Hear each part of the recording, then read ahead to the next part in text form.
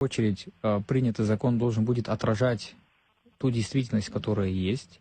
Мы уже порядка 30 лет существуем без принятого закона на основании постановлений, уставов и так далее, и так далее.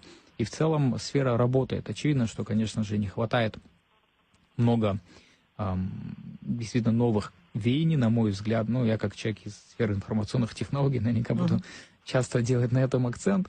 Вот. Но, как я сказал, закон должен отражать действительность. Все остальное это уже доработка и наработка, так скажем, наслаивание на уже основной стержень, на основной скелет.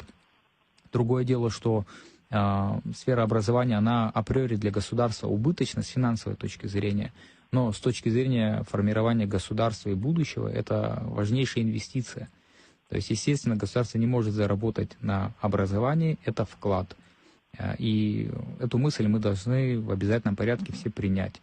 То есть требуется на самом деле большое финансирование, требуется пересмотр зарплат, и мы понимаем, что большая работа в этом плане, конечно же, ведется, но все-таки с учетом всех обстоятельств очевидно, что нужно как-то по-другому, возможно, искать другие источники. На этот вопрос дать ответ очень сложно, потому что он комплексный, как вы сами отметили. Однако я вот вспоминаю периодически, вспоминаю как на основании материалов советскую систему образования, и мы всегда отмечаем, что она была лучшей, и за счет чего.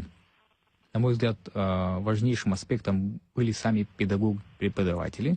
То есть они не только потому, что от них, естественно, требовали, но и потому, что это была их идеологической задачей. То есть они для себя внутренне приняли такое вот высокое звание педагога, преподавателя, и от души этому себя посвящали.